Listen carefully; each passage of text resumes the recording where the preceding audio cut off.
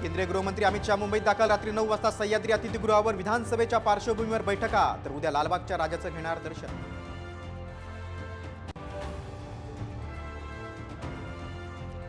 बारामतीत इतकं काम करूनही पराभव, अजितदादांनी पुन्हा व्यक्त केली खंत।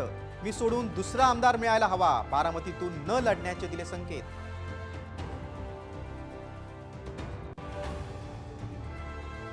ये लोग कुछ भी कर सकते हैं, लालबाग का राजा भी गुजरात में लाने का प्रस्ताव दे देंगे। नहीं नहीं, लालबाग का राजा कल से गुजरात में चलेगा। ये व्यापारी लोग हैं। मोदी शाह व्यापारी लोक लालबागच्या राजालाही गुजरातमध्ये नेतील। शहांच्या मुंबई दौऱ्यावरून संजय राऊतांचा हल्लाबोल।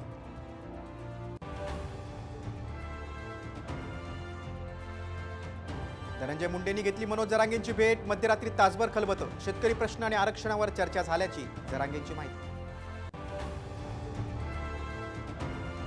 रस्त्याअभावी तिघांचा मृत्यू, मृतदेह 15 किलोमीटर दूर झोळीतून नेण्याची वेळ। आरोग्य राज्यमंत्र्यांच्या बुलढाणा जिल्ह्यातील घटना।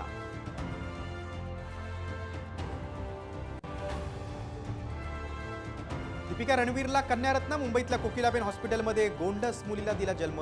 दीपवीरवर शुभेच्छांचा वर्षाव।